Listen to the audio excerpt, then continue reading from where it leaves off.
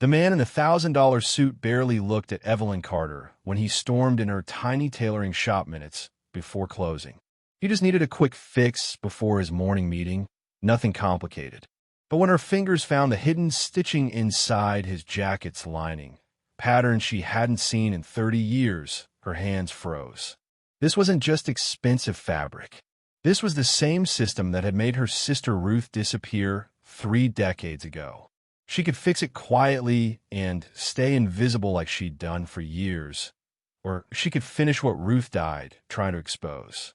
The next morning, lawyers arrived at her door, and the powerful people who thought they'd buried their secrets forever were about to learn that the quiet seamstress they'd overlooked knew exactly how to unravel everything. Just before we get back to it, I'd love to know where you're watching from today, and if you're enjoying these stories, make sure you're subscribed. The alarm clock rattled at 4:30 in the morning, the same way it had for 40 years. Evelyn Carter's fingers found the button in the darkness, silencing the noise before it could fully wake the neighbors above her small apartment. Her joints protested as she swung her legs out of bed, ankles stiff, knees crackling like old wood.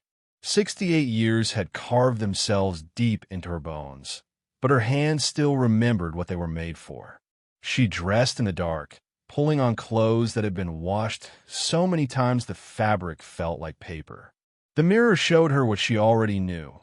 Gray hair pulled back tight, deep lines around her eyes, shoulders that curved forward from decades bent over sewing machines.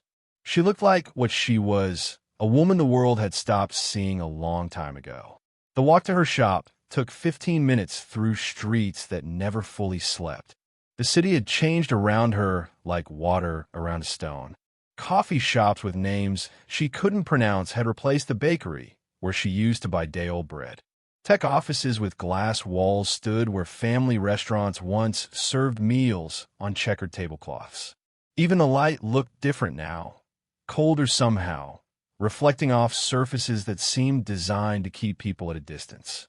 Her shop sat squeezed between a boutique fitness studio and a place that sold $18 smoothies.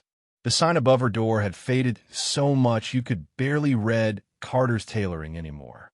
She'd stopped paying to have it repainted 3 years ago when the landlord raised her rent the first time. The key stuck in the lock the way it always did.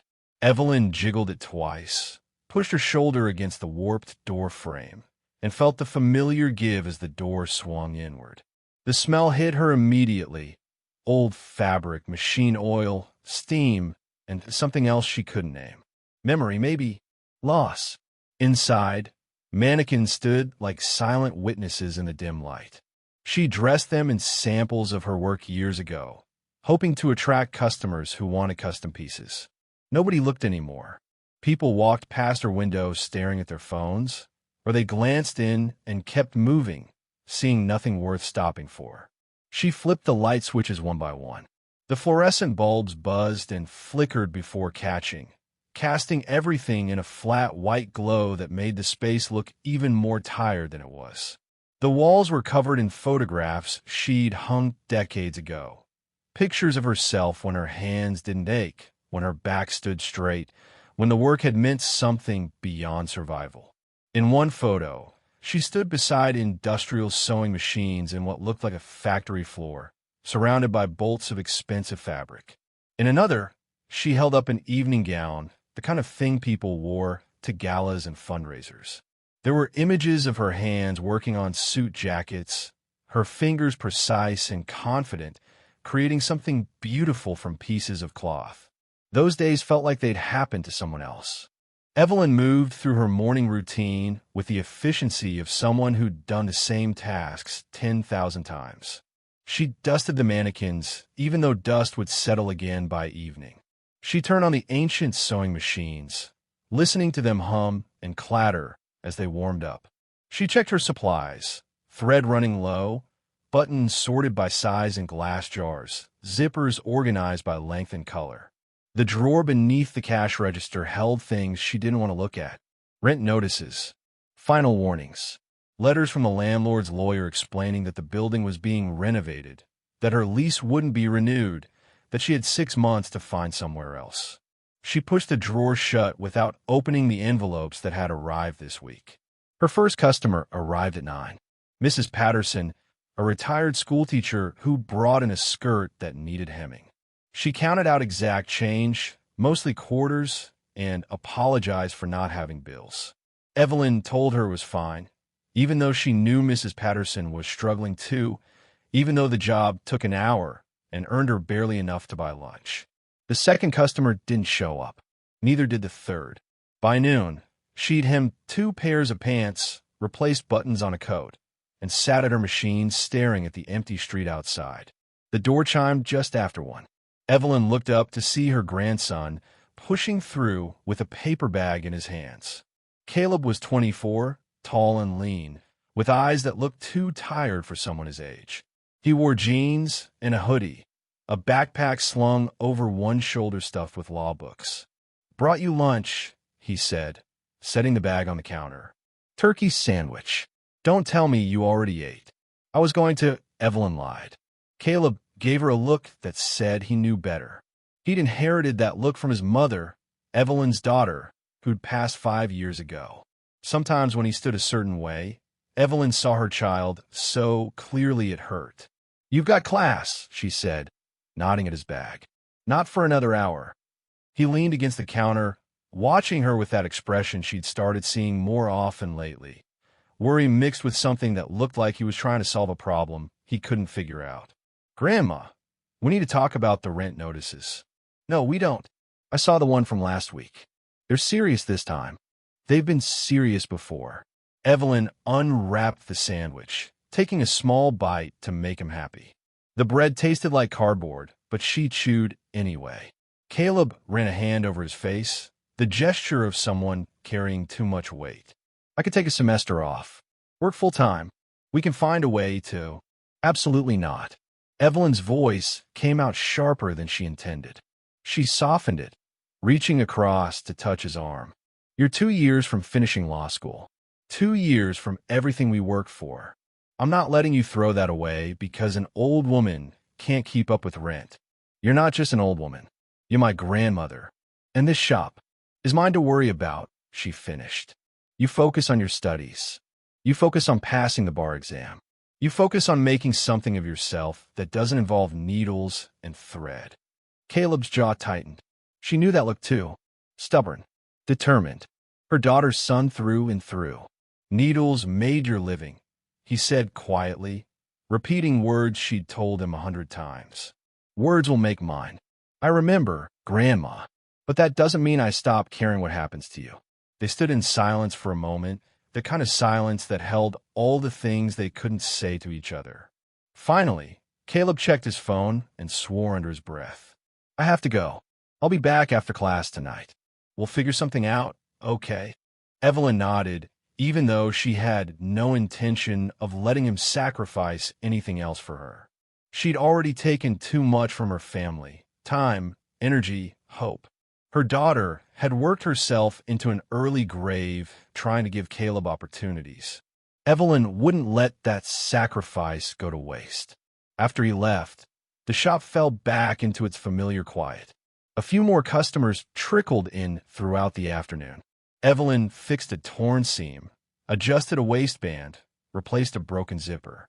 Each job paid less than it cost in time and materials, but she took them anyway because turning away work felt like admitting defeat. By 6 o'clock, her hands were trembling from the day's work. Arthritis made every movement feel like pushing through resistance, like her joints had filled with sand. She'd stopped taking the medication her doctor prescribed because it cost too much and didn't really help anyway. She was straightening up the workspace, preparing to close, when she heard footsteps outside. Heavy, quick, purposeful. The door flew open hard enough to make the bell clang instead of chime. The man who walked in looked like he'd stepped out of a magazine. His suit was charcoal gray, perfectly fitted, the kind of thing that cost more than Evelyn made in 3 months. His shoes gleamed. His watch caught the light, expensive and complicated. He was white, probably in his 60s, with silver hair combed back and a face that looked like it had forgotten how to smile decades ago. He didn't greet her, didn't look around. just strode up to the counter, already talking into his phone. I don't care what Mitchell said. The board meets at 7 tomorrow morning, and I need this handled tonight. Find someone who can make it work.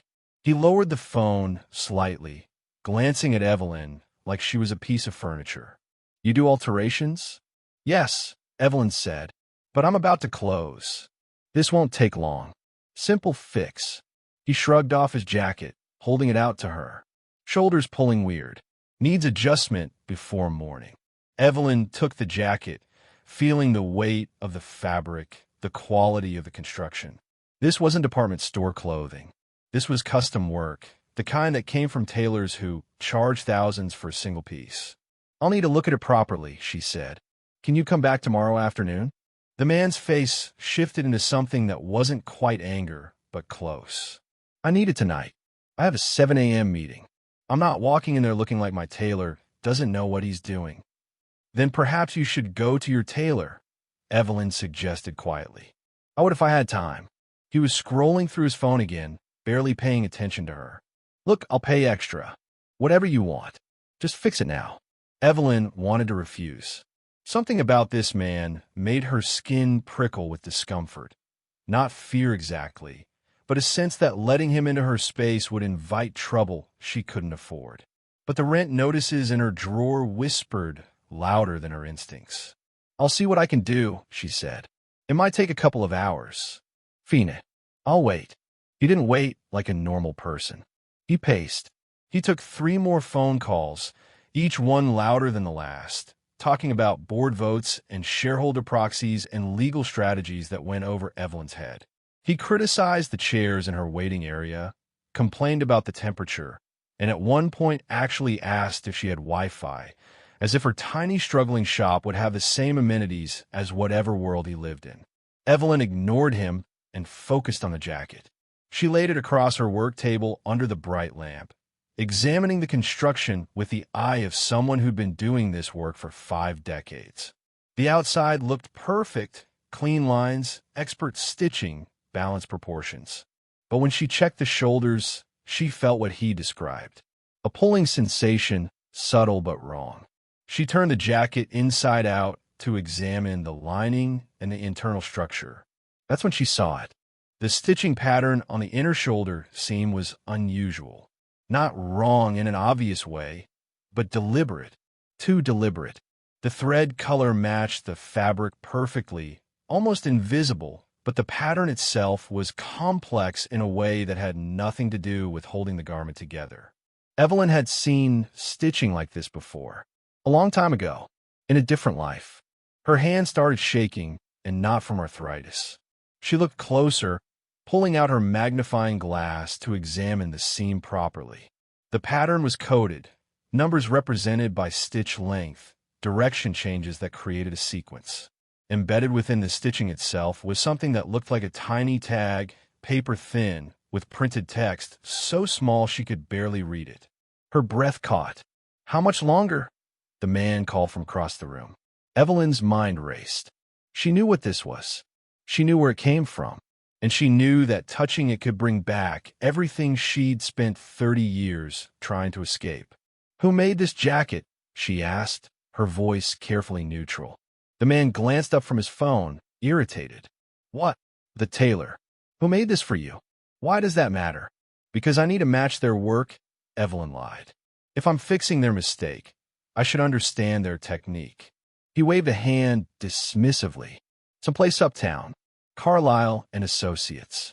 One of the best custom shops in the country, supposedly. Though clearly they missed something.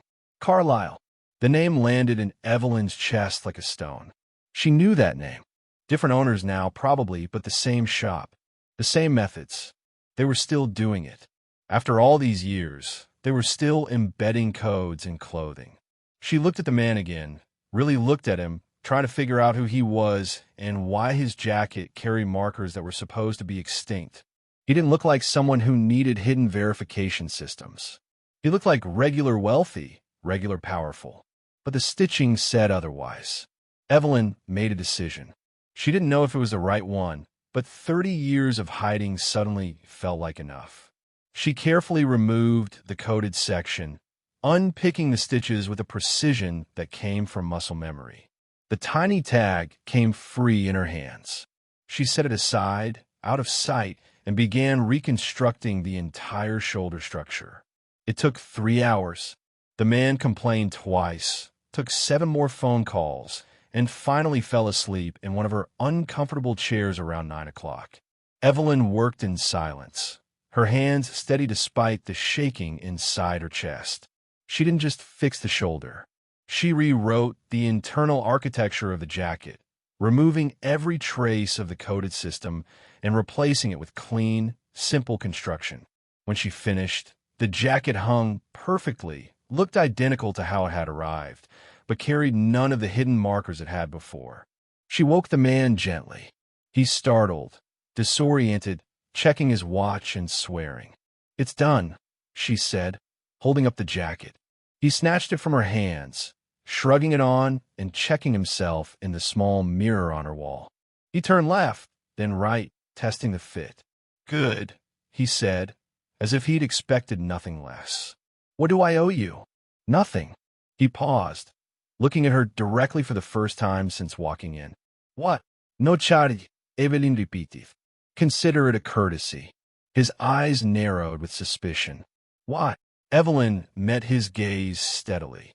"Because whoever stitched that jacket didn't just make clothes. They were hiding something, and now it's gone."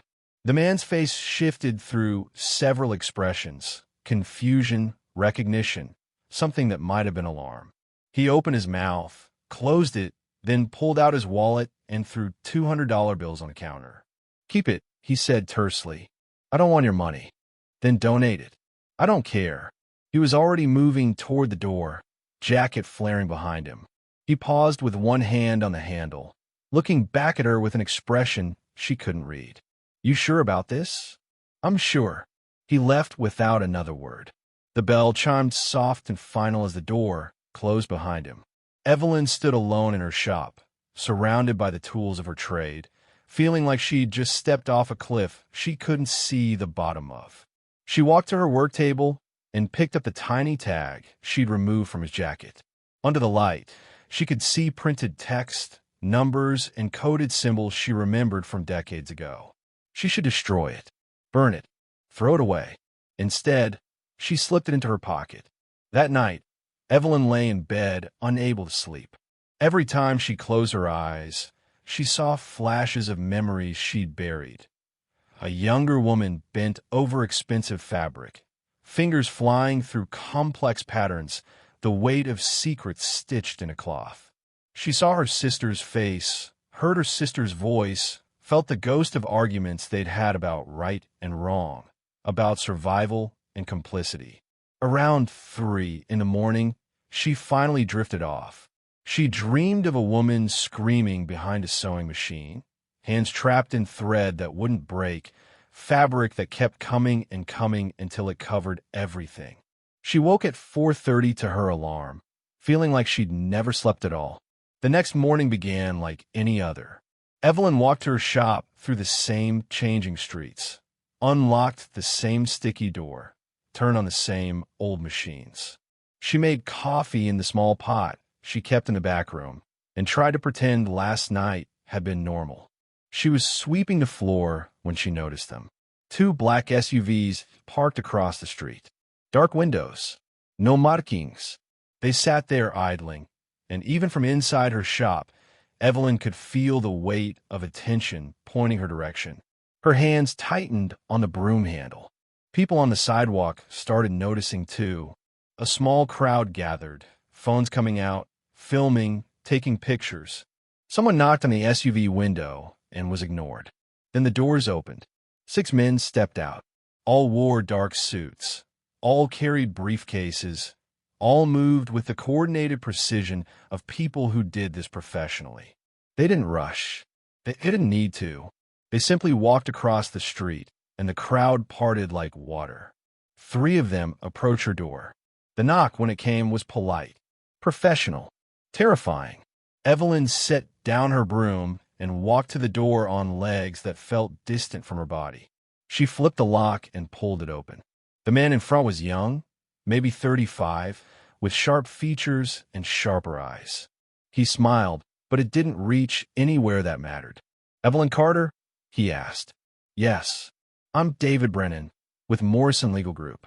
These are my associates, James Mitchell and Rachel Stern. We need to speak with you about a service you provided yesterday evening." Evelyn's mouth went dry. "What service? May we come in?" It wasn't really a question. Evelyn stepped aside, and the three lawyers entered her shop like they owned it. The crowd outside pressed closer to the windows, still filming. Evelyn saw someone go live on social media, talking excitedly about something happening at the old Tailor shop. The lawyers spread out, looking at everything but touching nothing. Brennan stood in the center of the room, setting his briefcase on her counter without asking permission. Yesterday evening, approximately 6:15 p.m., a man came to this establishment requesting alterations to a custom garment. "Is that correct?" "I alter clothes every day," Evelyn said carefully. "I'd have to check my records. We're specifically interested in a charcoal gray suit jacket, custom-made by Carlisle and Associates. The client wore it when he arrived, you performed work on it, and he left wearing it approximately 3 hours later." Evelyn said nothing. Brennan opened his briefcase and pulled out a tablet, swiping through screens before turning it to face her. "We have security footage from the building across the street, showing him entering and leaving. We have credit card records showing a withdrawal at the ATM 2 doors down immediately after his departure. We have confirmation from the client himself that he was here. Then why are you asking me?" Rachel Stern, a woman with dark hair pulled back, so tight it looked painful, stepped forward. "Because the garment in question contained a custom verification marker, a legally registered identifier embedded within the fabric. And that marker is now missing." The room felt smaller suddenly, colder. "We need to know what you altered," Brennan continued, his voice still pleasant, still professional. "Who told you to remove the identifier? Whether anyone compensated you for this service? Whether you retained any portion of the removed material?" "I fixed a shoulder seam," Evelyn said. "That's all." "Did you retain any fabric scraps from the alteration?" "I cleaned up after I finished. Everything went in the trash. We like to examine that trash. Collection was this morning. It's gone."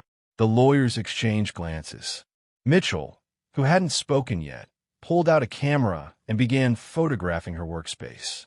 Her machines, her tools, the walls. "Stop that," Evelyn said sharply. "We're within our rights to document. Not without my permission, you're not."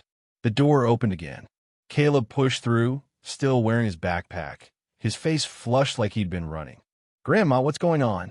I saw the crowd outside, and he stopped, taking in the lawyers, the camera, the tension in the room. His expression shifted immediately, going hard and focused. "Who are you people?"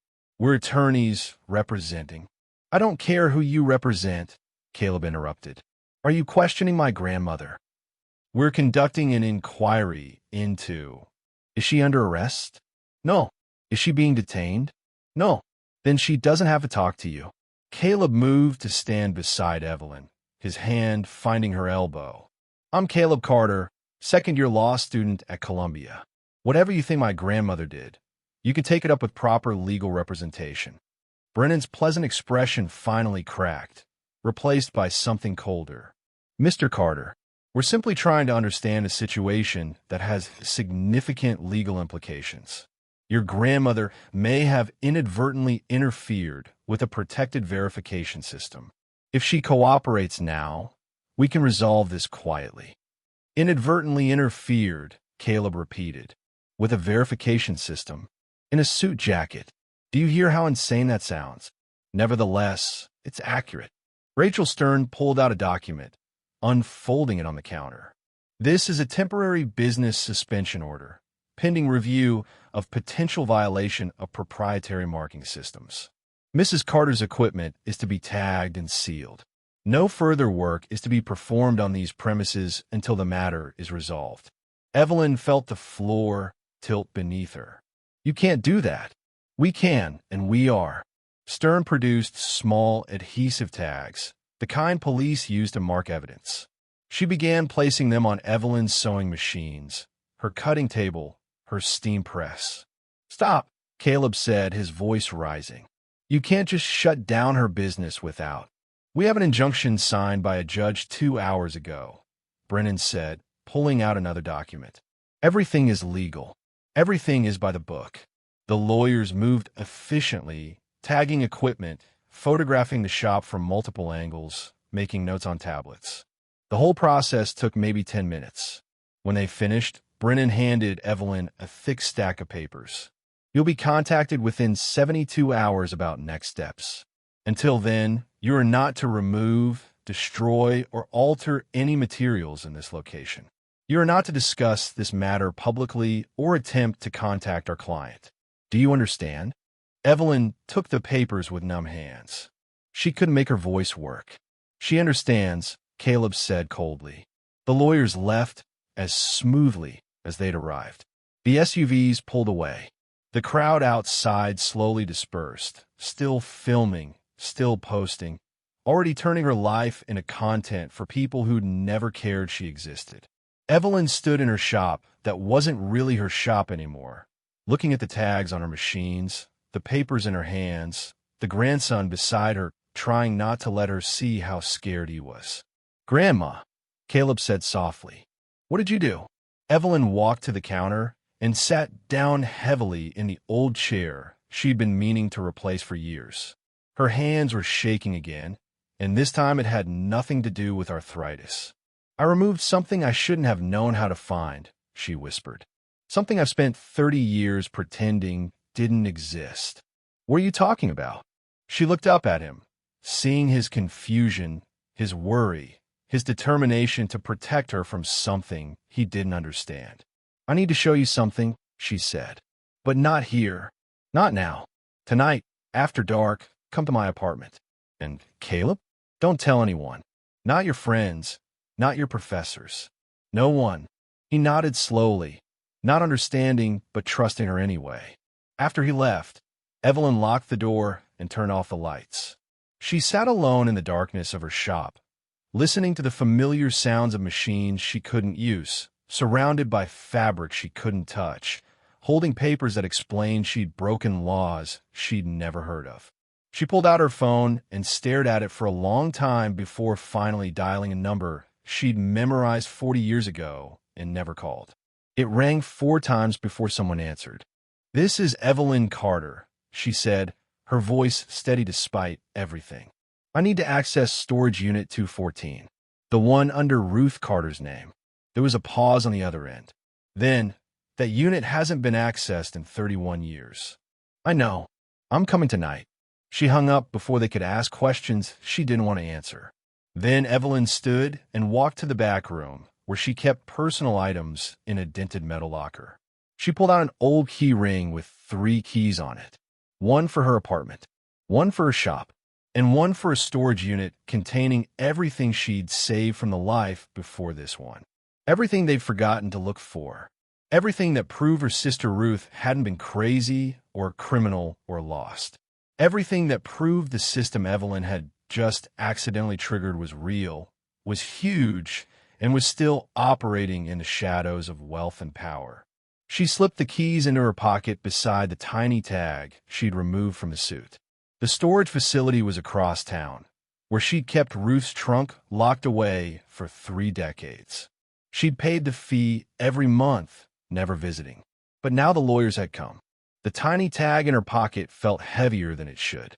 She thought about the man in the expensive suit, about how he'd looked at her like she was invisible until she told him what she'd found. The recognition that had flickered across his face. He'd known. The system Ruth had tried to expose was still operating, still stitching power into fabric where no one would think to look. Tomorrow, people would see the tags on her equipment and whisper about the old woman who'd finally done something wrong. Let them whisper. She'd spent too many years staying small. It hadn't protected her. It hadn't saved Ruth. She walked to the window. Young people streamed out of the fitness studio. Life moved fast around her quiet shop. But somewhere in this city, Powerful people were panicking because one determined old black woman had recognized something she wasn't supposed to understand. Evelyn smiled for the first time in days. The smile of someone who'd realized they had nothing left to lose. And for the first time in 30 long years, Evelyn Carter stopped running from the truth. The night before Evelyn opened the storage unit, she barely slept. Every time she closed her eyes, she saw Ruth's face the way it had looked in 1987. Young, sharp, excited about opportunities that seemed too good to be real. They'd been so naive then. Two black women from a neighborhood where opportunity didn't knock often, believing that skill and hard work would be enough to build something lasting. The storage facility sat in an industrial area that time had forgotten. Warehouses with broken windows lined the streets. Chain-link fences sagged around empty lots. The building itself looked like it might collapse if you leaned on it wrong. But Evelyn had chosen it specifically for that reason 30 years ago. Nobody looked twice at places like this. Nobody remembered what got stored in forgotten corners of dying neighborhoods. She arrived just after midnight, when the streets were empty and the only light came from distant highway signs. The manager was an old man who'd been working there since before Evelyn rented the unit. He barely glanced at her ID, just handed over a key and pointed toward the back corridor. "Unit 214, he mumbled. "Haven't seen you here before." "I know." The hallway smelled like rust and old cardboard. Her footsteps echoed on concrete floors cracked from decades of temperature changes. Most of the units had padlocks covered in dust. Some had eviction notices taped to the doors, yellow paper faded to cream.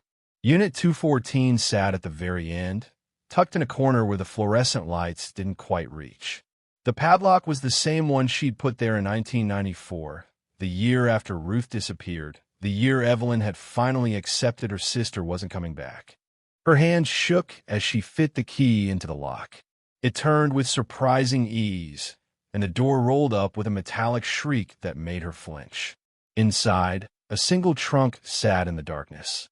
Military green, metal-reinforced corners, the kind of thing built to survive anything.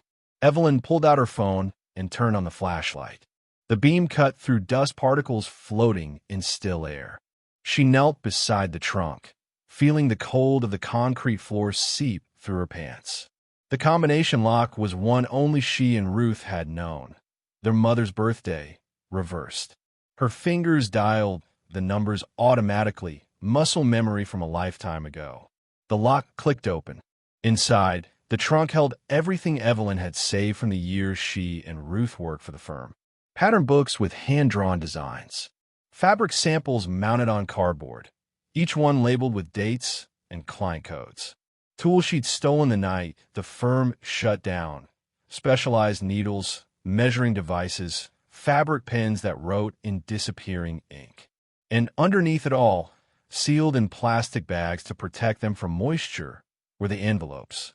Dozens of them, each one marked in Ruth's handwriting with dates, names, and case numbers that meant nothing to anyone who didn't know what they really represented. Evelyn pulled out one of the pattern books and opened it to a random page. The designs looked innocent: jacket construction diagrams, seam placement guides, measurement charts. But she knew how to read the hidden language beneath the surface. The numbers that looked like measurements were actually legal codes. The stitch patterns represented data encryption. The fabric weights corresponded to asset values. Every garment Ruth had worked on told a story that had nothing to do with fashion.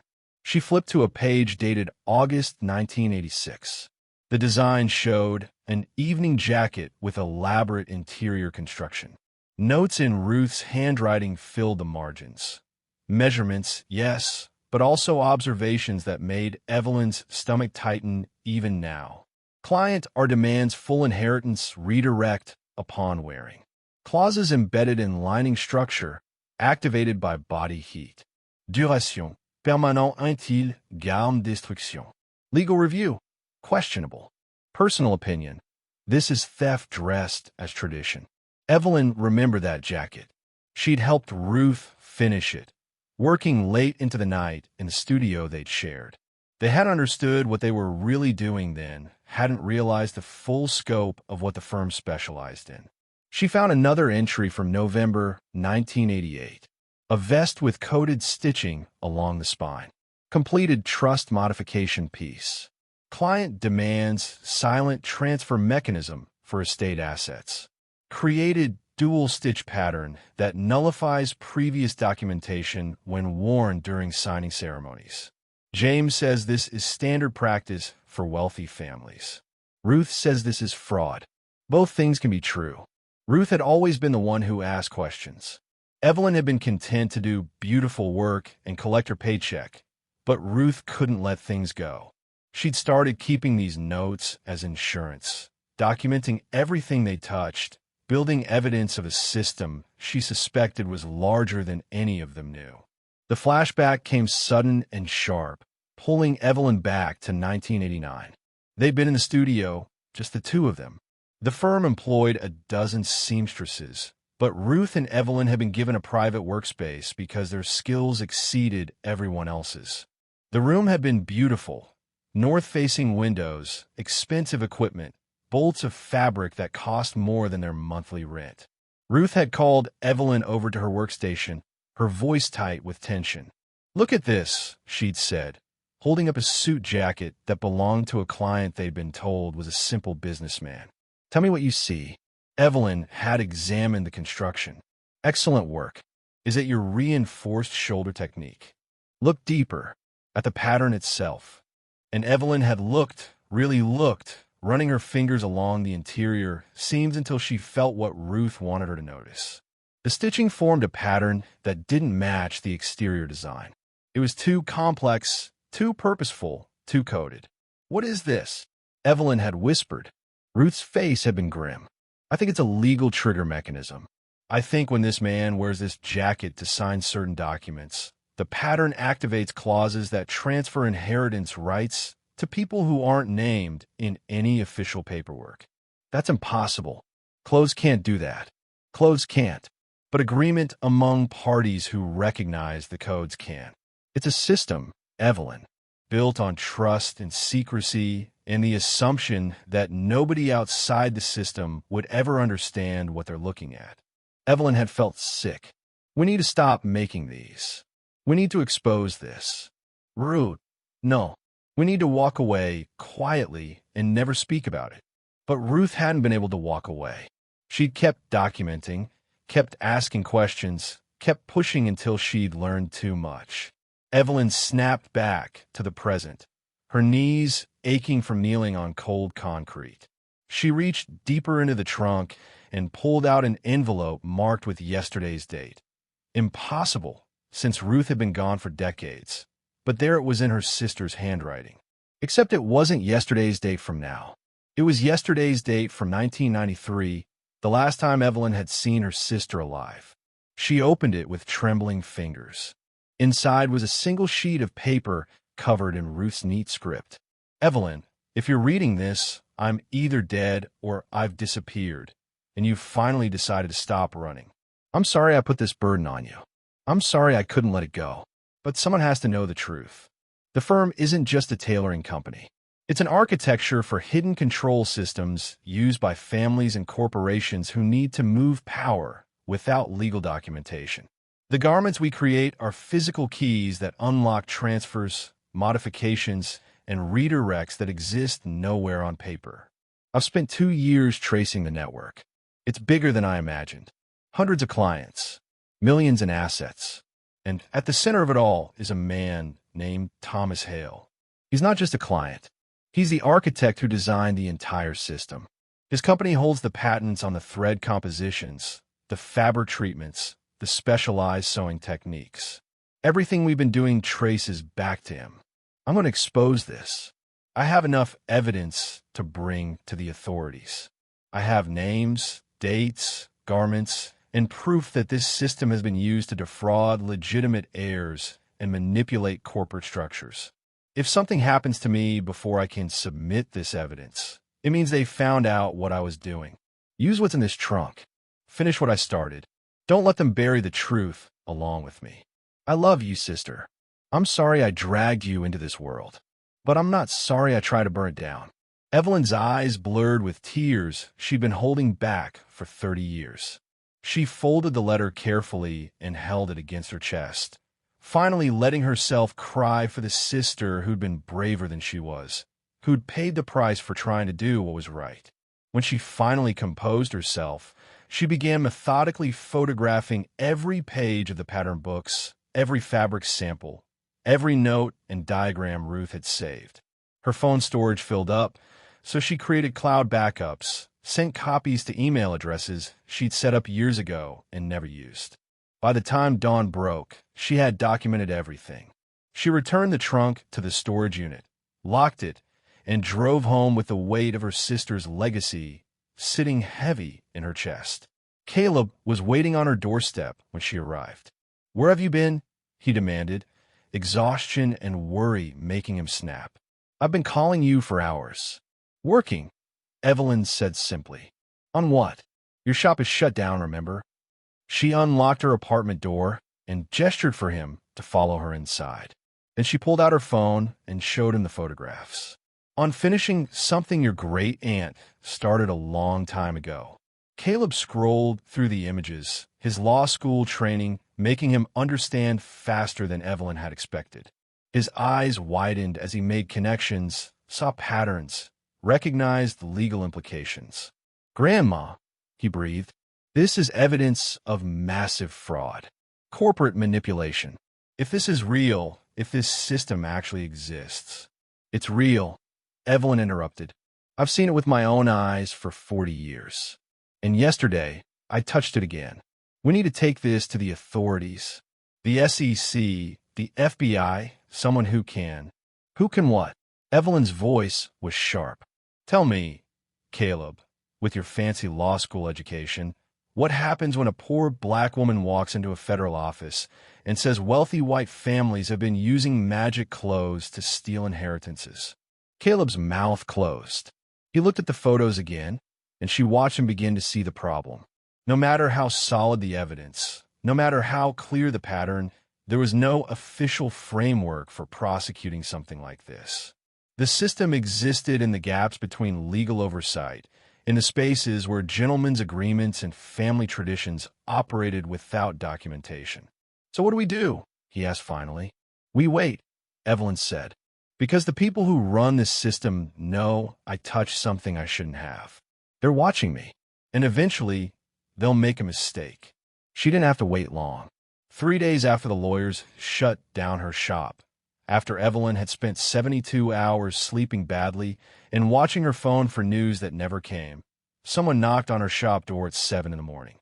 She was inside sweeping, unable to stay away despite the legal tags on her equipment, despite knowing she wasn't supposed to be working. The shop was her life. She couldn't just abandon it because lawyers had declared a crime scene. Through the window, she saw him. The man from that night. The one whose suit had started everything. He stood alone this time. No phone pressed his ear. No impatient passing. He looked smaller somehow, less imposing, though his clothing was still expensive enough to pay her rent for a year. Evelyn considered not opening the door, considered calling Caleb or the lawyers or someone who could witness whatever was about to happen. Instead, she unlocked the deadbolt and pulled the door open 6 inches. "We're closed," she said. "I know." His voice was different too, quieter, almost uncertain. "I'm not here for alterations." "Then what are you here for?" He glanced at the street behind him, checking for witnesses or surveillance. Evelyn couldn't tell which. "To talk to someone who understands what I'm carrying." "May I come in?" Every instinct Evelyn had developed over 68 years of surviving in a world that didn't value her told her to say no. But curiosity won out over caution. She stepped back and let him enter. He walked to the center of her shop and stood there, looking at the tagged equipment, the photographs on the walls, the mannequins wearing her work. Then he turned to face her, and for the first time, he really looked at her, saw her, acknowledged her as a person who mattered. "My name is Thomas Hale," he said, "and I think you knew my sister better than I did." Evelyn's breath caught. "What?" "Ruth Carter. She worked for my firm in the late 80s and early 90s. She was brilliant, absolutely brilliant. The best textile architect we ever employed. Textile architect, Evelyn repeated, the corporate euphemism making her sick. Is that what you called her? It's what she was. It's what you are too, though I suspect you've spent decades trying to forget it. Evelyn's hand found the counter behind her, needing support. You're Thomas Hale. Yes, the Thomas Hale. The one Ruth was going to expose. His face tightened with something that looked like pain. The one she tried to expose. The one who failed to protect her when she became a threat to people more powerful than me. You let them kill her. I didn't let them do anything. I didn't know what they'd done until it was too late. Thomas moved closer, his movements careful, like he was approaching someone who might bolt. I've spent 30 years trying to find out what happened to Ruth. I've spent 30 years trying to dismantle pieces of the system she died trying to expose. And 3 days ago, you removed a stitch pattern from my jacket that I'd embedded specifically to test whether the system was still operating. Evelyn stared at him. You wanted me to find it. I've been tracking seamstresses who worked with Ruth. There aren't many left. Most have died or disappeared or changed their names like you did. When I learned Evelyn Ruth Carter was running a small shop in this neighborhood, I knew it had to be you. Ruth talked about her sister constantly. Showed me pictures. Told me you were even more talented than she was, but too cautious to use your skills the way she did. Cautious, Evelyn said bitterly. Is that what you call it? I was smart enough to stay alive. Yes, you were. Thomas pulled out his phone and showed her a photograph. This is what happened when you removed that stitch pattern. The image showed what looked like a corporate document, except sections of it had been digitally redacted, blacked out by some automated system. Entire paragraphs were missing, replaced by error messages in red text. What am I looking at? Evelyn asked. A succession document that was supposed to activate yesterday morning. It would have transferred operational control of my company to a board faction that's been trying to remove me for 5 years. The transfer was contingent on my wearing specific garments to a specific meeting at a specific time. Garments coded with trigger mechanisms that would authenticate the transfer. And I removed the trigger. You did more than that. You rewrote the internal structure of the jacket so thoroughly that the entire authentication system flagged it as compromised. The transfer didn't just fail. It exposed the existence of the hidden mechanism to corporate auditors who'd never seen anything like it before. Thomas swiped to another image. This one showed what looked like a boardroom, except the table was covered in fabric samples, magnifying equipment, and technical analysis tools. My company has been in chaos for 3 days. Lawyers are fighting about whether clothing-based verification systems have legal standing. Auditors are demanding access to decades of archived garments. Board members are resigning before they can be questioned about what they knew. And at the center of all of it is a simple question. Who taught these methods to our tailoring contractors? Ruth did, Evelyn said quietly. She designed half the systems your company used, and then she tried to expose how those systems were being abused. I know. I've always known. Thomas put his phone away, his shoulders sagging under weight Evelyn was only beginning to understand.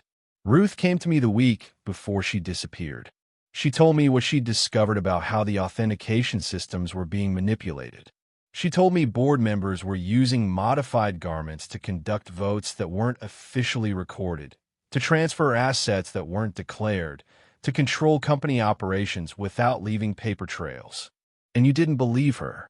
I believed her, but I didn't have proof, and I didn't have the courage to act on belief alone.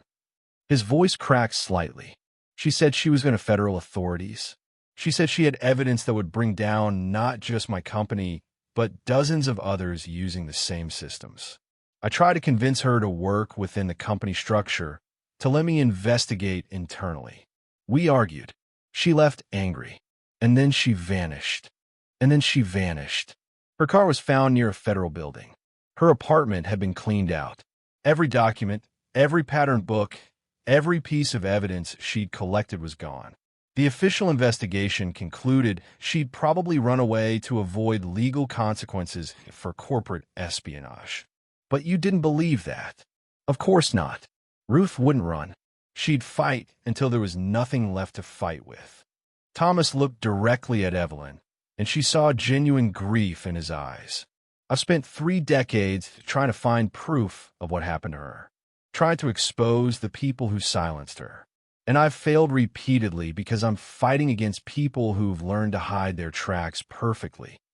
Evelyn wanted to hate this man, wanted to blame him for Ruth's death, for the decades of silence, for the system that had swallowed her sister whole. But she'd spent too many years learning to recognize truth when she heard it. And Thomas Hale was telling the truth. "Why did you come to my shop?" she asked. "Why now?" "Because the board is making another move. They've been planning it for 5 years, slowly positioning pieces, buying loyalty, building legal mechanisms that would push me out and give them complete control. The stitch pattern you removed was supposed to be the final trigger. With it gone, their plan has collapsed, but they're not stopping. They're accelerating, getting desperate. What does that have to do with me?" Thomas pulled an envelope from his jacket pocket and held it out to her. "Because they know who you are now. They know you recognize the system. They know you must have learned it from Ruth. And they're terrified of what else Ruth might have told you before she died." Evelyn took the envelope with numb fingers. Inside was a legal document, dense with corporate language she barely understood. But Caleb would understand it. She was certain of that. "What is this?" she asked. "An injunction filed by my own board against me, pending investigation into whether I've been using unauthorized authentication systems to maintain control of my company. They're using your existence, your knowledge, as evidence that the system is compromised. They're claiming I've been conspiring with outside parties, meaning you, to manipulate corporate governance. That's insane. I haven't conspired with anyone. Truth doesn't matter when you're fighting people who've built careers on hidden systems and gentlemen's agreements. They're going to destroy both of us unless we can expose them first." Thomas stepped closer, his voice dropping to something urgent and desperate. "I need to know what Ruth saved, what evidence she collected, what proof exists that this system is real and that it's been abused for decades." Evelyn thought about the trunk in the storage unit, about the pattern books and fabric samples, and envelopes full of documentation that Ruth had spent years compiling, about the letter her sister had written, knowing she might not survive to deliver the evidence herself. "If I help you," Evelyn said slowly, "what happens to my shop? What happens to my grandson who's building a career in law? What happens to the quiet life I've built by staying invisible?" Thomas's expression hardened into something that looked like resolve. "Your quiet life ended the moment you touched my jacket. I'm sorry. I am truly sorry. But there's no going back now. The board has already targeted you. The only question is whether we fight back together or whether we both go down separately." Evelyn walked to the window and looked out at the street that had changed so much around her tiny shop. She thought about Ruth, who'd refused to stay quiet even when silence would have saved her. She thought about all the years she'd spent hiding, convinced that invisibility was the same thing as safety. Maybe she'd been wrong. She turned back to Thomas Hale, this billionaire who'd let her sister die and then spent decades trying to atone for cowardice he could never take back. "I kept everything," she said. "Every pattern Ruth designed, every note she made, every piece of evidence she collected about your precious system and how it was being abused. Everything they forgot to look for when they erased her." Thomas's eyes widened. "Where?" "Safe. Hidden. Documented." Evelyn pulled out her phone and showed him a sample of the photographs she'd taken. "And if you want access to it, we do this my way. Not as your employee, not as someone you're protecting or using, as partners, equals. Ruth died trying to expose this system. I won't let her evidence be buried a second time just because it makes powerful men uncomfortable."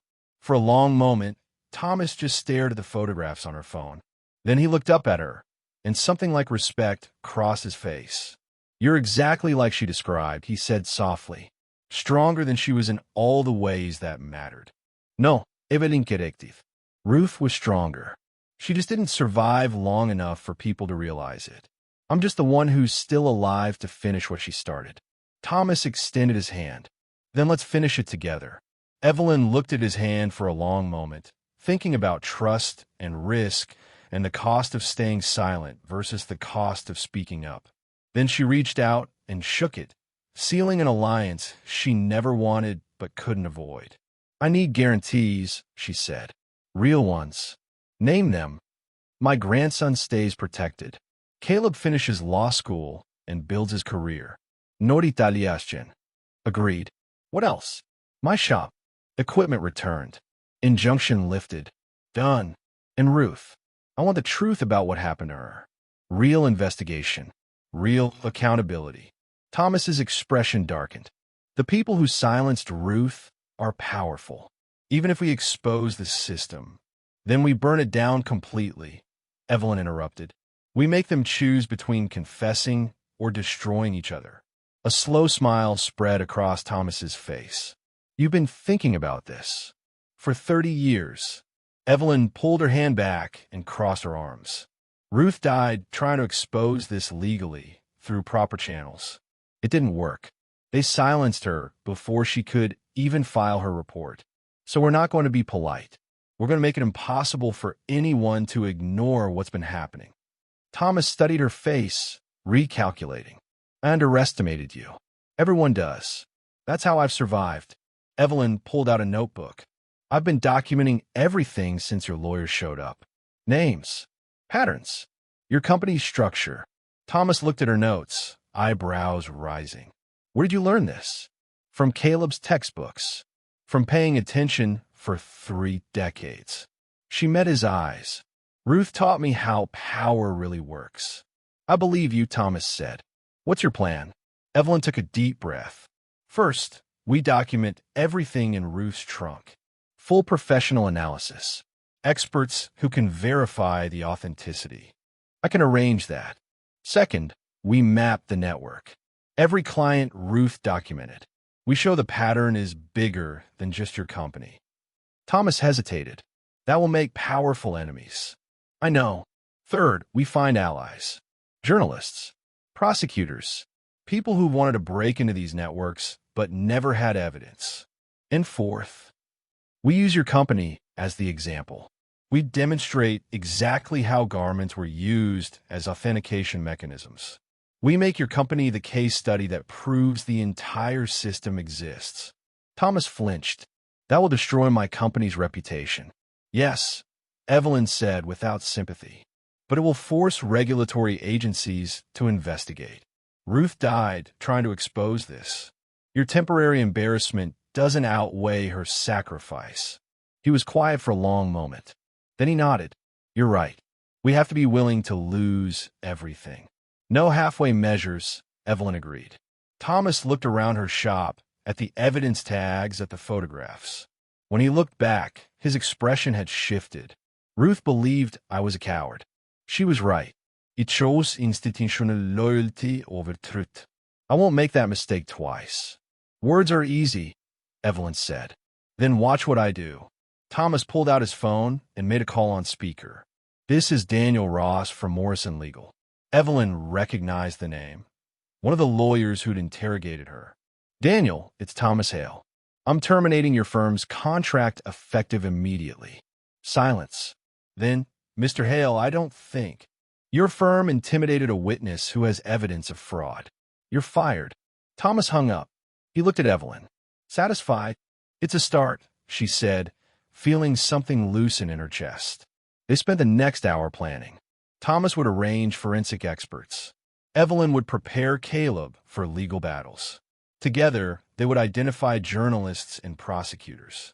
When Thomas left, Evelyn locked the door and stood in her shop.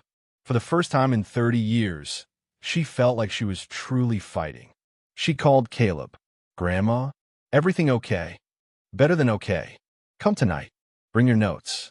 We have work to do. What kind of work? The kind your great-aunt Ruth will be proud of. The kind that changes everything. Outside, People walked past her shop without looking, seeing nothing worth their attention. They had no idea the quiet woman who fixed their hems was about to expose systems that wealthy families had hidden for generations.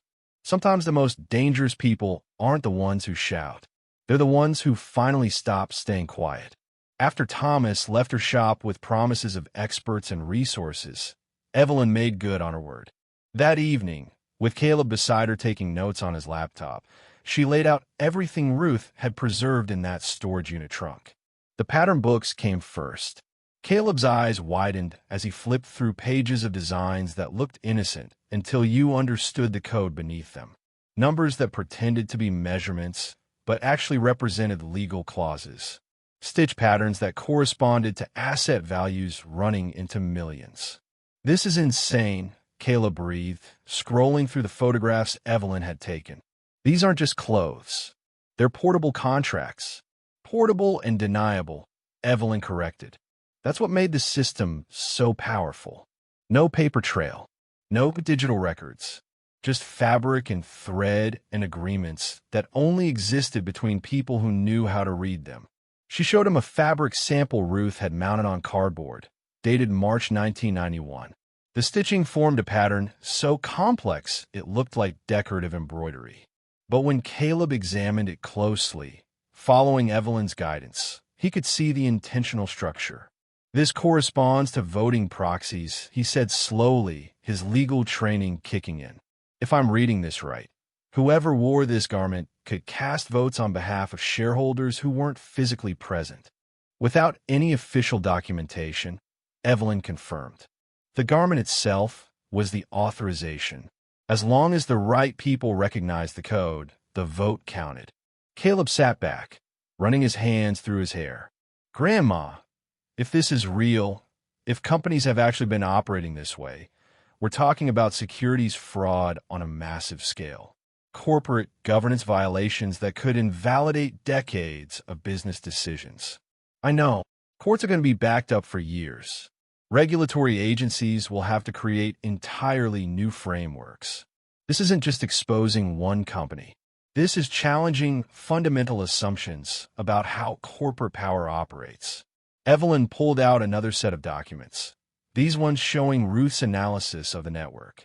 Her sister had been meticulous, tracking connections between clients, identifying patterns in how the authentication systems were deployed, building a map of influence that spanned dozens of corporations and wealthy families. "Ruth spent 2 years putting this together," Evelyn said quietly. "She worked late nights after everyone else left the studio. She photographed every piece she touched, documented every client conversation she overheard, saved samples of every garment that passed through her hands. Why didn't she just go to the police immediately? Because she knew they wouldn't believe her.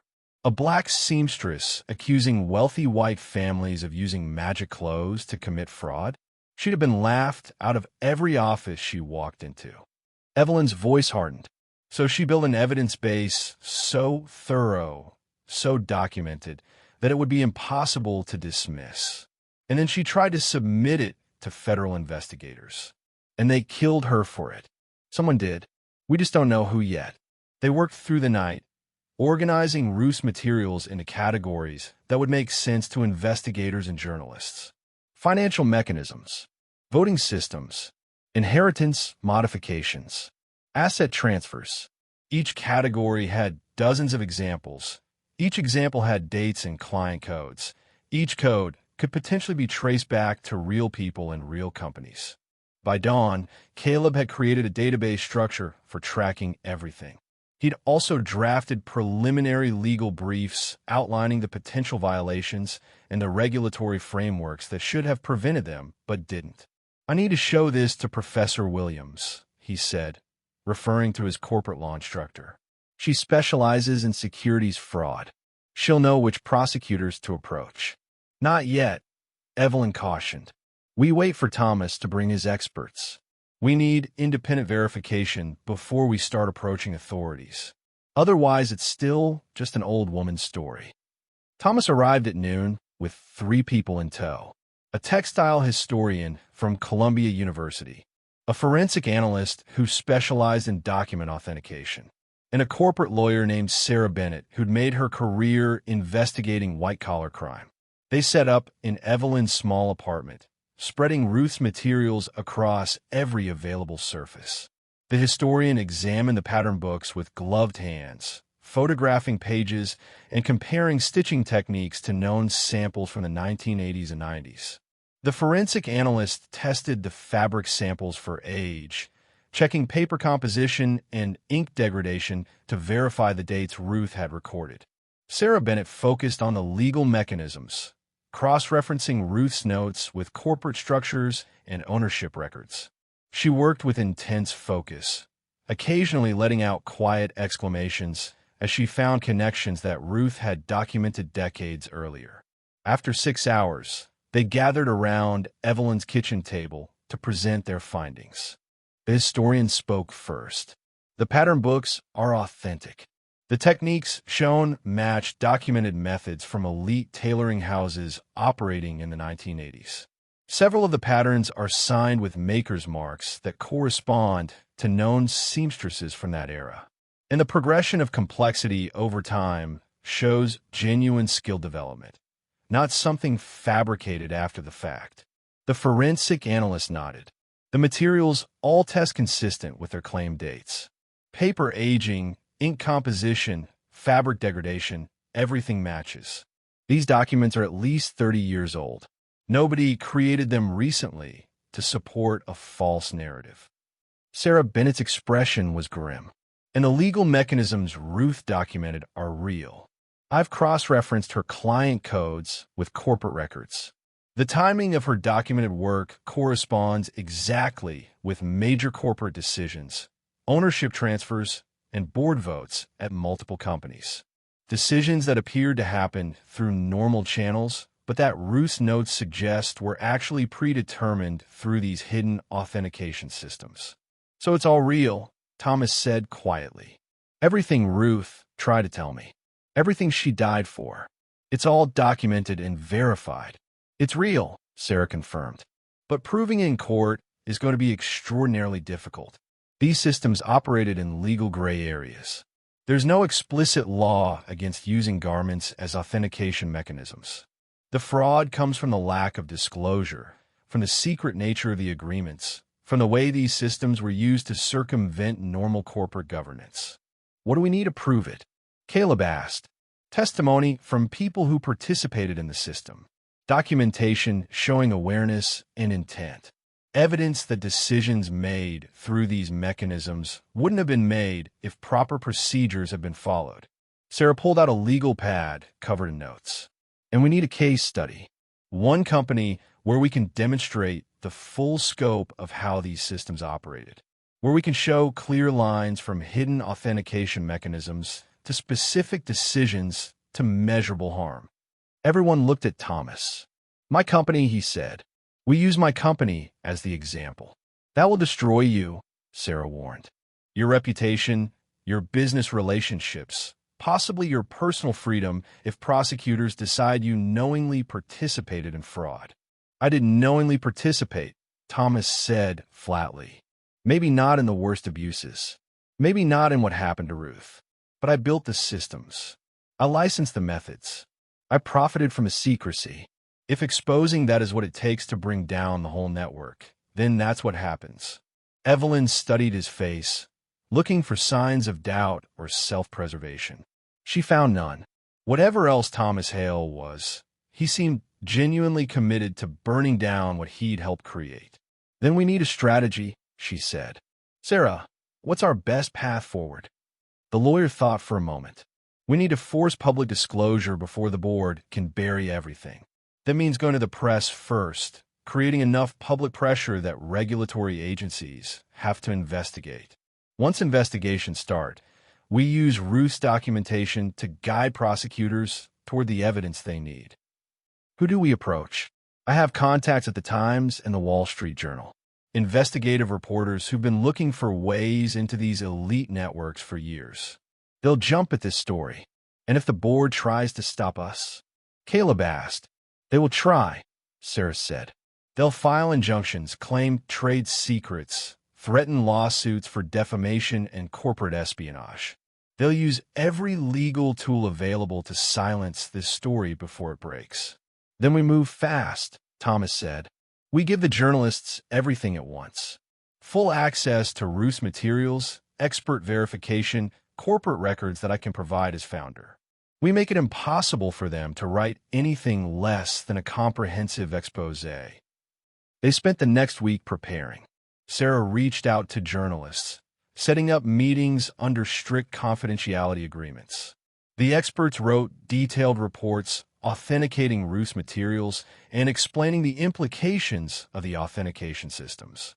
Caleb built a digital archive of everything, creating redundant backups stored in multiple secure locations. And Evelyn sat with Ruth's pattern books, remembering her sister's hands creating these designs, remembering arguments they'd had about right and wrong, remembering the last time she'd seen Ruth alive. "I'm going to finish what you started," she whispered to the photograph of Ruth she kept on her dresser. "I'm going to make them see what they did." The story broke on a Tuesday morning. Front page of the New York Times, above the fold. Hidden authentication systems. How elite families use coded garments to control corporate empires. The article was devastating. It explained the basic concept of textile-based authentication, provided verified examples from Ruth's documentation, and detailed how Thomas Hale's company had been structured around these hidden systems. It included expert testimony, corporate records, and specific instances where board decisions appeared to have been predetermined through mechanisms that existed nowhere in official documentation. By noon, the story had been picked up everywhere. Cable news ran segments trying to explain how clothes could function as legal contracts. Social media exploded with theories and accusations. Financial markets reacted, with stocks of companies mentioned in the article dropping sharply. And the lawsuit started.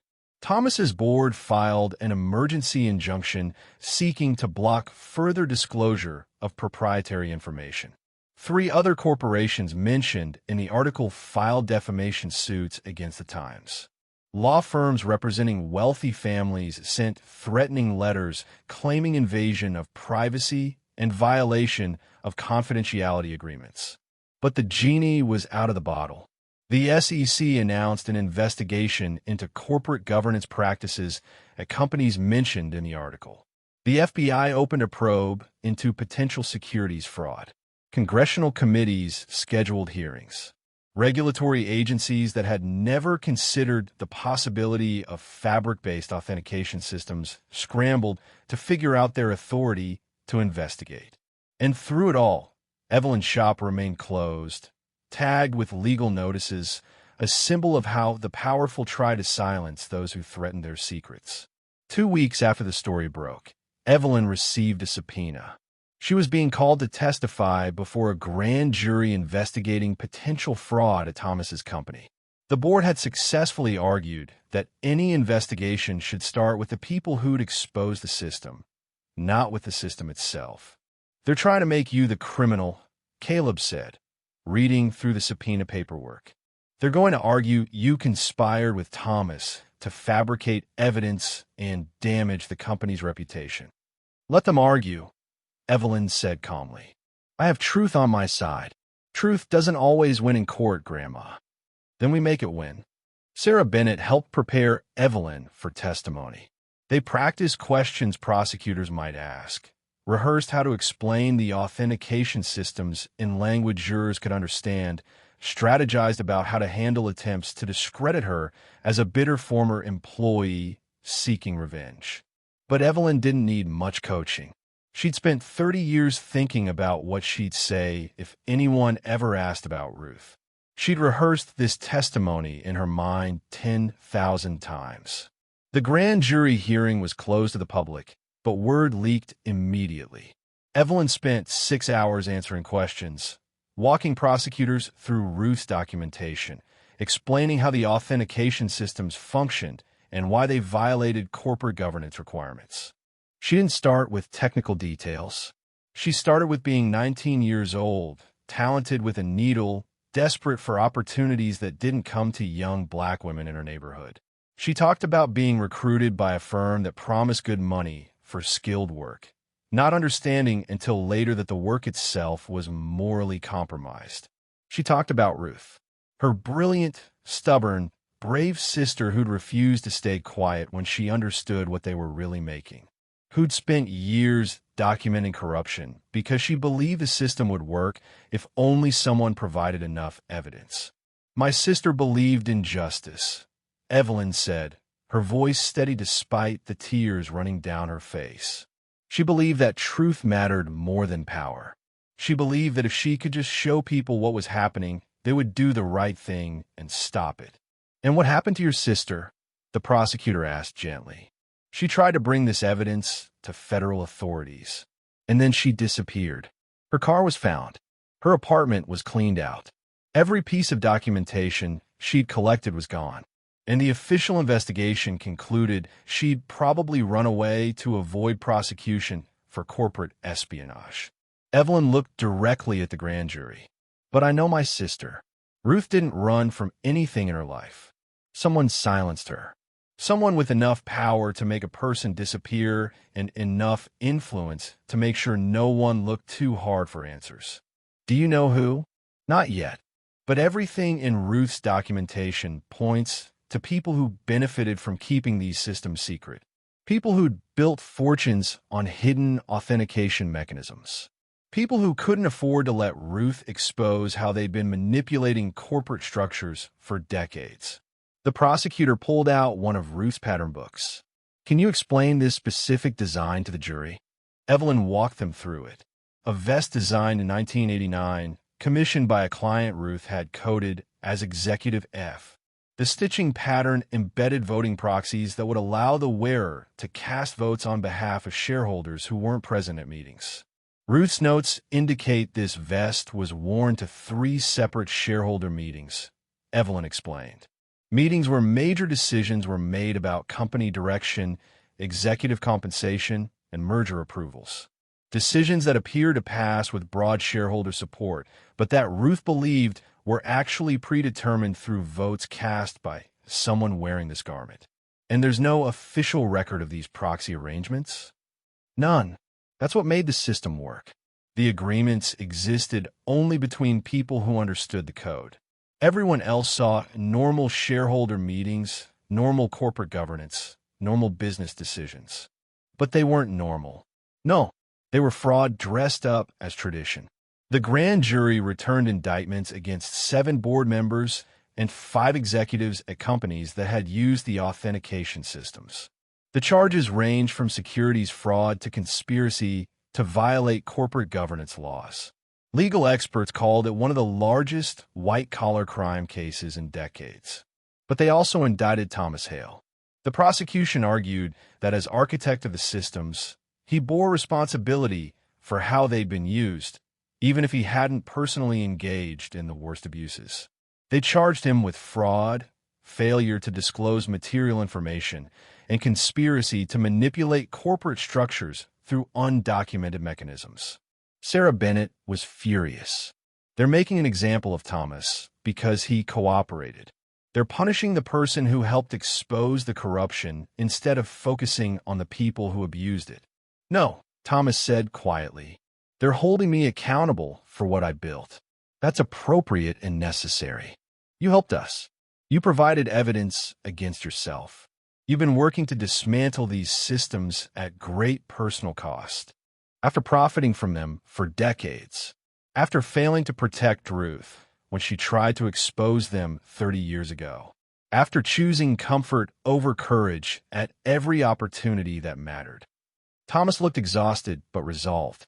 "I'm not a victim here, Sarah. I'm complicit in systems that defrauded shareholders, cheated heirs, and corrupted corporate governance across multiple industries. If taking responsibility means facing prosecution, then that's exactly what I deserve to do." The trial was scheduled for 6 months out. In the meantime, the story continued to grow and spread across media outlets worldwide. More companies were identified as having used authentication systems.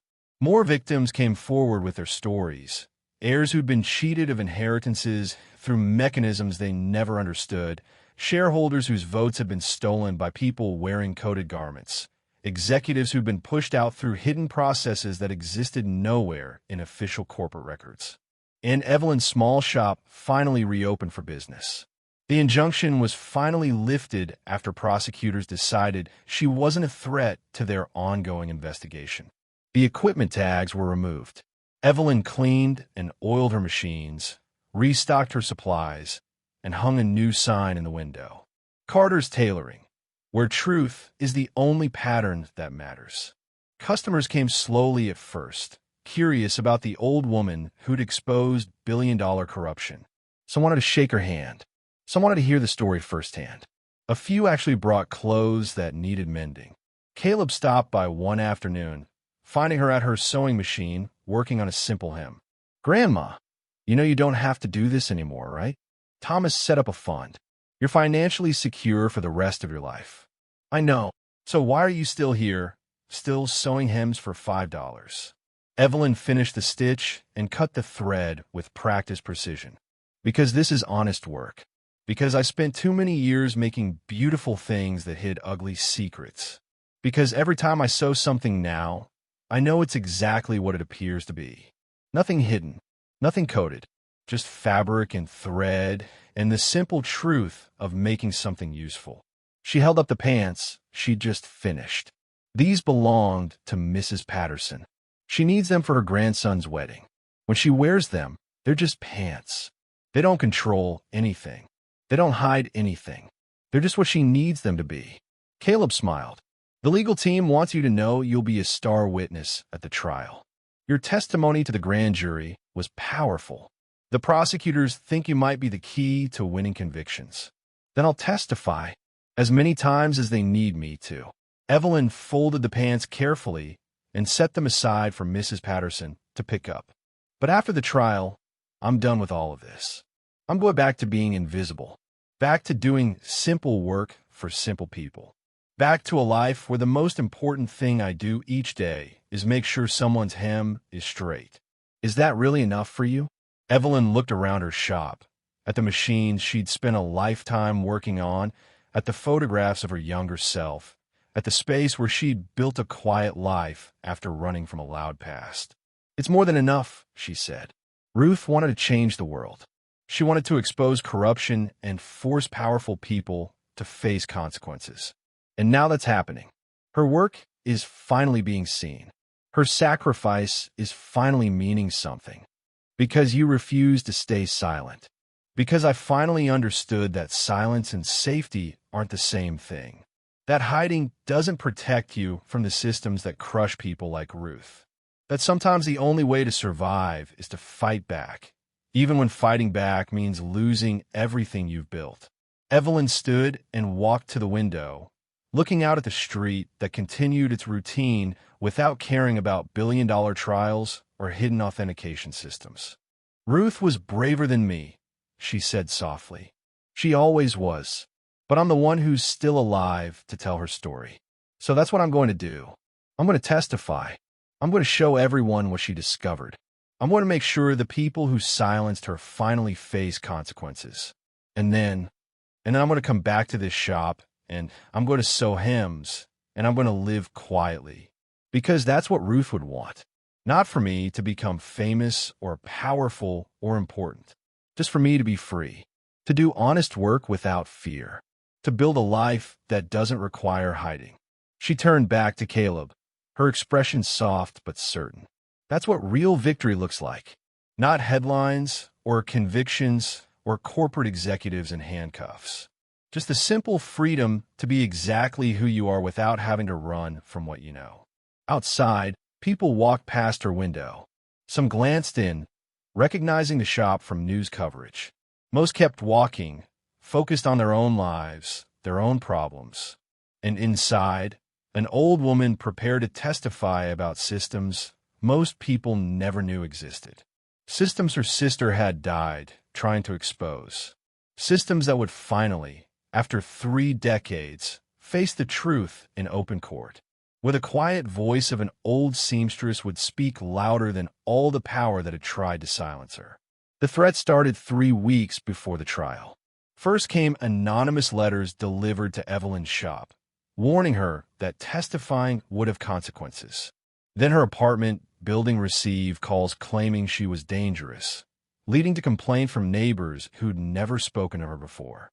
Someone vandalized her shop window, spray painting words that made passersby stop and stare. Thomas immediately arranged protection. 2 security guards stationed outside her building, another watching her shop. Evelyn hated it, hated the attention, hated feeling like she needed protection just for telling the truth. "Your world is too loud," she told Thomas when he came to check on her. "Too much noise, too many people watching. I just want to do my work." "I know. I'm sorry. After the trial, this will calm down. Will it? Or will there always be someone trying to silence what Ruth discovered?" Thomas had no answer for that. Sarah Bennett brought news that changed everything. She'd been digging through archived firm records, documents that had been sealed for decades, and she'd found something. Ruth didn't just document the authentication systems, Sarah explained, spreading papers across Evelyn's kitchen table. She designed a failsafe, a pattern that could nullify every control garment ever produced. Evelyn leaned forward, studying the designs. She recognized Ruth's handwriting, the precision of her technical drawings, the brilliance of her structural thinking. "A transfer nullification stitch," Evelyn breathed. She actually figured out how to do it. "What does that mean?" Caleb asked. "It means Ruth created a counter pattern, something that could be incorporated into new garments that would override the authentication codes in existing ones. Like a universal key that opens every lock, except this one breaks the locks permanently." Sarah nodded. If someone wore a garment with this pattern to a meeting where authentication systems were being used, those systems would fail. The codes wouldn't work. The hidden mechanisms would be exposed as non-functional. Why didn't she use it? Thomas asked quietly. Evelyn found the answer in Ruth's notes, written in the margins of the design. Because using it would have required cooperation from someone inside the system. Someone with access to the right meetings, the right clients, the right moments. Ruth was planning to bring this to federal investigators along with everything else. She thought they could use it as part of a controlled operation to expose the networks. But she never got the chance, Caleb finished. "No." She tried to submit her evidence, and someone stopped her.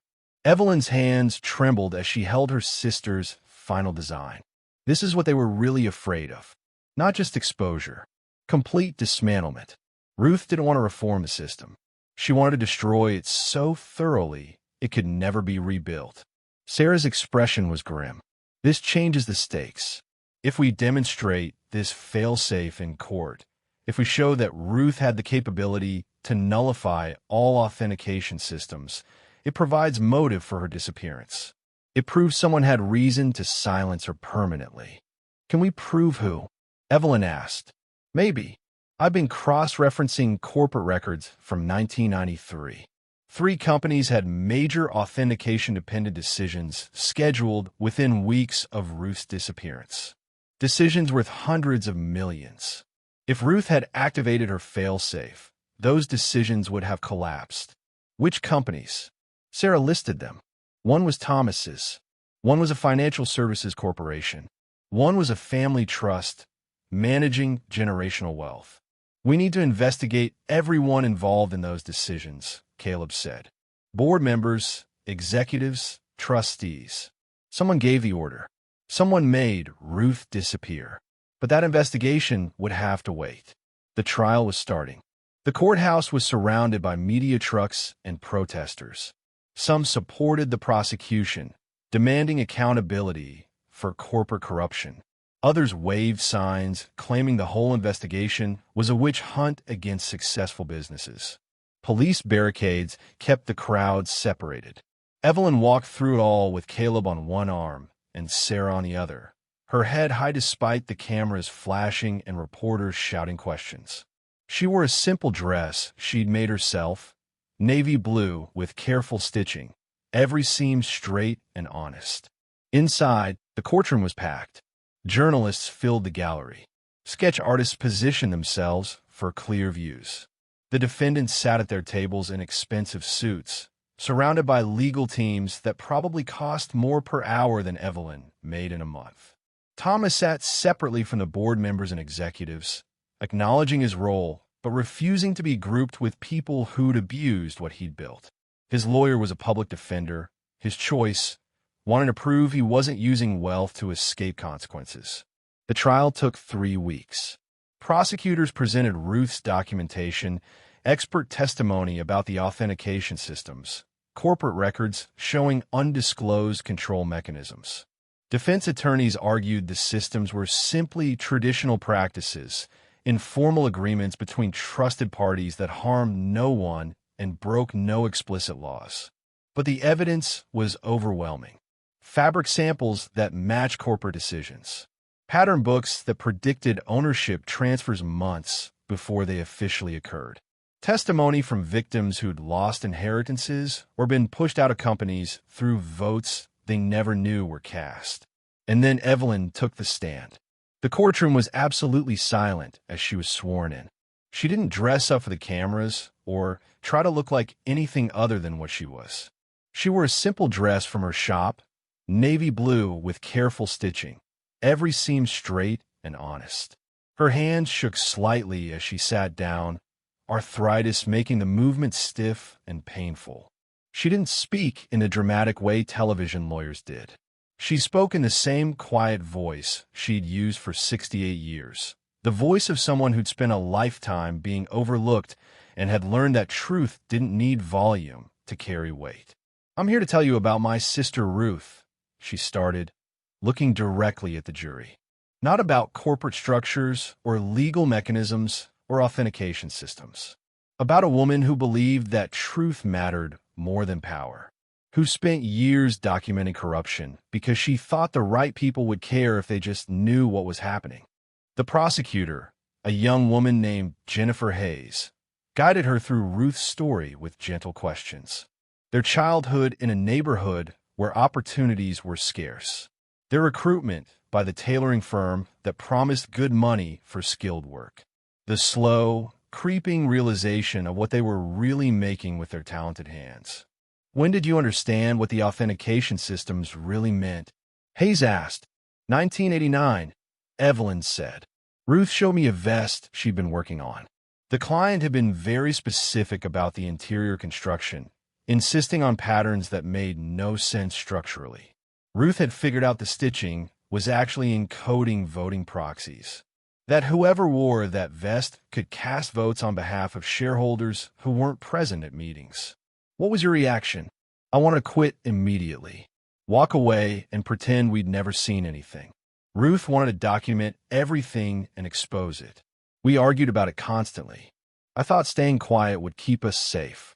Ruth knew that safety built on silence wasn't real safety at all. "Can you tell the jury about the last time you saw your sister?" Evelyn's voice wavered but didn't break. It was a Tuesday evening in March 1993. She came to my apartment with boxes full of documentation. Pattern books, fabric samples, photographs, notes she'd been keeping for years. She said she was taking everything to federal investigators the next morning.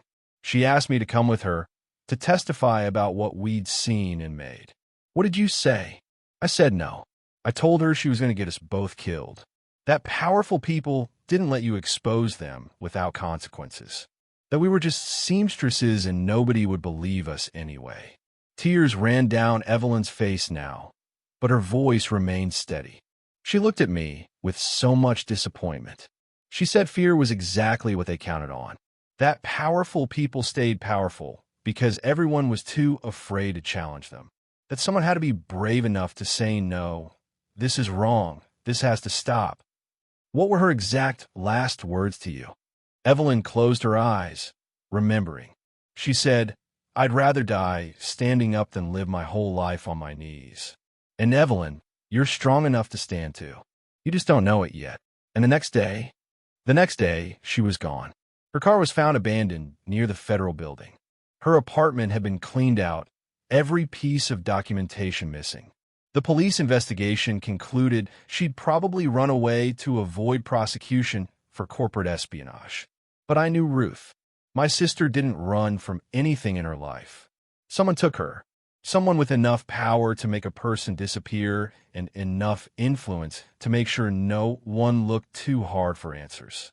The prosecutor introduced Ruth's fail-safe design, the transfer nullification pattern that could have destroyed every authentication system in existence.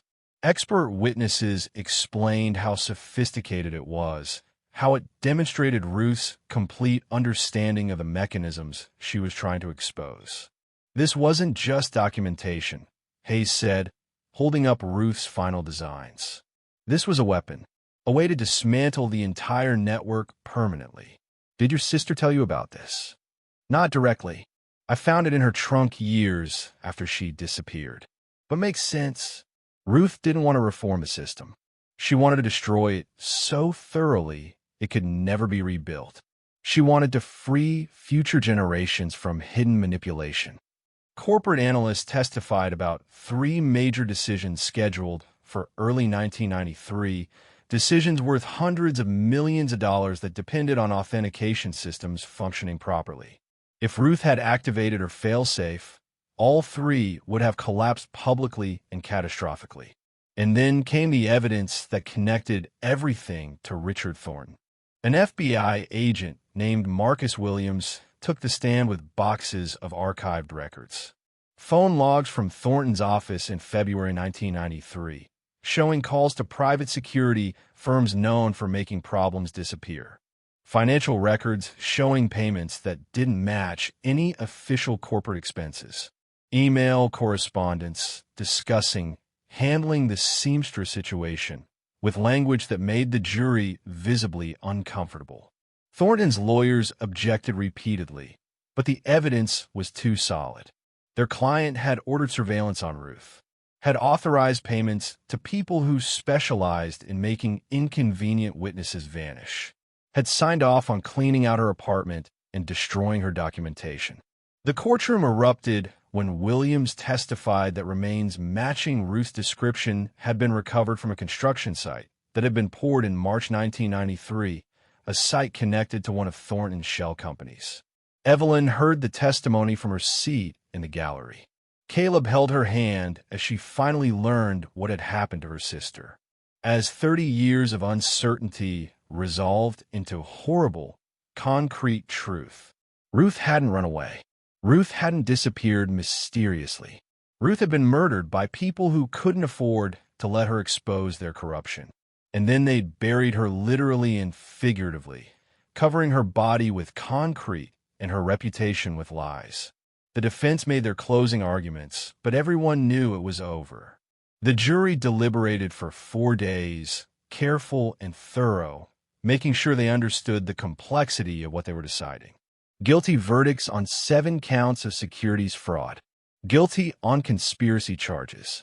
Guilty on corporate governance violations that would reshape how companies operated for generations. And guilty on charges related to Ruth's disappearance. Though those came in separate proceedings as the FBI investigation expanded beyond the corporate fraud trial to include murder, conspiracy to commit murder, and obstruction of justice. Thomas Hale received the lightest sentence among the defendants, 5 years with possibility of parole after 2. The judge acknowledged his cooperation, his genuine remorse, his efforts to expose the systems he'd helped create. Others received decades. Richard Thornton was sentenced to life without parole for his role in Ruth's death. But Evelyn didn't feel victorious watching the sentences handed down.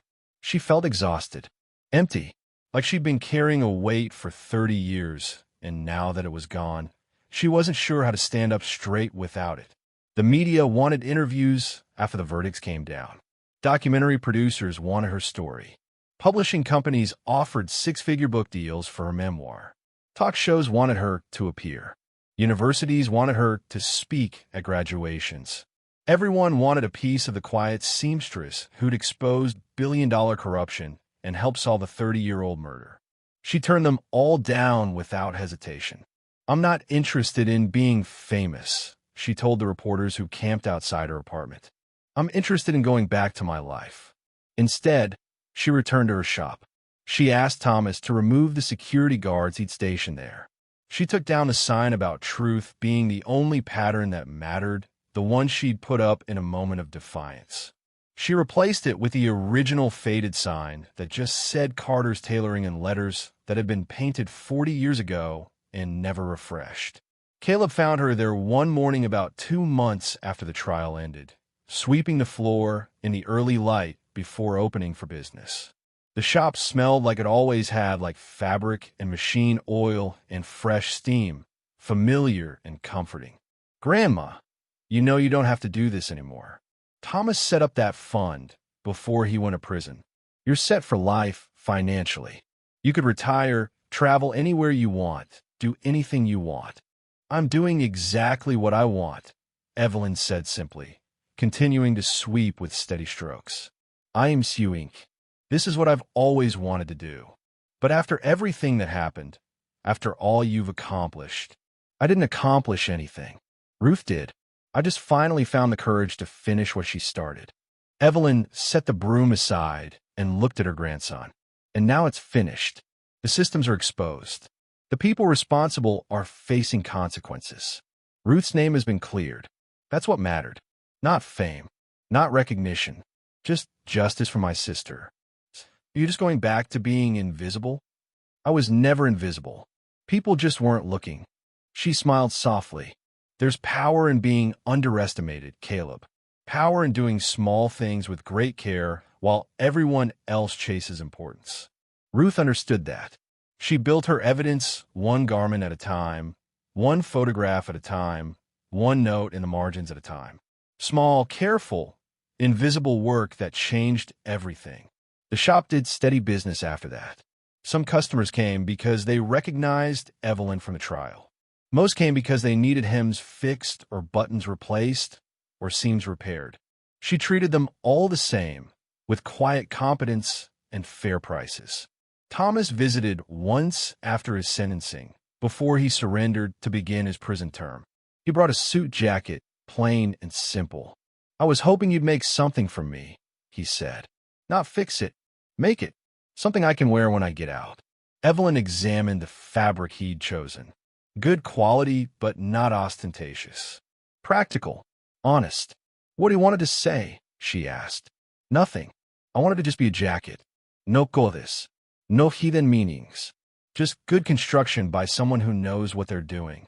She took his measurements, wrote them in her ledger, and quoted him a fair price. "I can pay more," Thomas offered. "I don't want more. I want exactly what it's worth. Nothing hidden. Nothing extra." He nodded, understanding. "When I get out, I'm not going back to the company. I'm not going back to that world at all. I don't know what I'll do. Maybe teach. Maybe just volunteer somewhere. Something useful. Something honest." "That sounds right," Evelyn said. When he left, she began working on the jacket. It took her 3 weeks, working evenings after the shop closed. She used every technique Ruth had taught her, every skill she developed over 50 years, but none of the hidden mechanisms they'd been trained to embed. Just beautiful construction, careful stitching, honest work. She included one detail Ruth would have appreciated: a small inner seam, barely visible, with words embroidered in thread that matched the fabric, made by hands that refused to stay silent. Not for Thomas to see, just for Evelyn to know was there. A memorial to her sister, hidden in plain sight, the way Ruth's evidence had been hidden for 30 years until someone finally looked. The trial's aftermath created ripples that spread for years. New regulations governing corporate governance, federal oversight of trust structures, legal frameworks for prosecuting authentication-based fraud. Dozens of companies restructured. Hundreds of victims received compensation. An entire system built on secrecy and hidden control mechanisms was dismantled piece by piece. And Ruth Carter was posthumously honored by multiple organizations. Her pattern books were archived by the Library of Congress as evidence of corporate fraud, but also as examples of exceptional textile artistry. Her name appeared in law school textbooks, corporate governance courses, fraud investigation training programs. She became famous for trying to do the right thing, for refusing to stay quiet, for building evidence so thorough it couldn't be ignored even 30 years after her death. But Evelyn thought Ruth would have hated the fame, would have preferred to keep working, keep sewing, keep living a quiet life, making beautiful things. So Evelyn did it for her. One morning, a young woman came into the shop. She was maybe 20, black, wearing clothes that had clearly been mended multiple times. She carried a garment bag with careful hands. "I heard you teach sometimes," she said shyly. "I'm trying to learn tailoring. Real tailoring, not just following patterns. I was wondering if you consider taking an apprentice." Evelyn studied her, saw the hope in her eyes, the determination in her posture, the careful way she handled the garment bag like it contained something precious. "What's her name?" Evelyn asked. "Maya. Maya Phillips." "What do you have there, Maya?" The young woman unzipped the bag and pulled out a jacket she'd clearly made herself. The construction was rough, the stitching uneven, but the basic structure showed promise. Showed someone who understood what she was trying to create, even if she didn't yet have the skills to execute it perfectly. "I made this for my father's interview," Maya explained. "He got the job, wore it every day for 5 years until he retired. And I kept thinking, I want to make things that matter like that. Things people wear to important moments. Things that help them feel confident and capable." Evelyn felt something shift in her chest. A recognition. A connection. "Can you come Tuesday and Thursday evenings?" she asked. "After regular business hours. I'll teach you what I know. But I should warn you, real tailoring takes time. Takes patience. Takes willingness to do the same thing over and over until you get it right." Maya's face lit up with a smile that reminded Evelyn so much of Ruth had hurt. "I can do that. I want to do that. Thank you. Thank you so much." After she left, Evelyn stood alone in her shop, surrounded by the tools of her trade, thinking about Ruth and legacy and what it meant to pass something on. Ruth had passed her evidence to Evelyn, had trusted her careful sister to know what to do with it when the time came. Now Evelyn would pass her skills to Maya, would teach her to create beautiful things with honest construction and careful technique, would show her that there was power in small work done with great attention. The story would continue, not with headlines or trials or famous cases, but with quiet hands making useful things, with skills passed from generation to generation, with the simple dignity of honest work. Evelyn walked to the window and looked out at her street. The fitness studio was closing. The smoothie place had been replaced by a coffee shop. The neighborhood kept changing around her the way neighborhoods do. But her shop remained. Small, quiet, unnoticed by most people who walked past.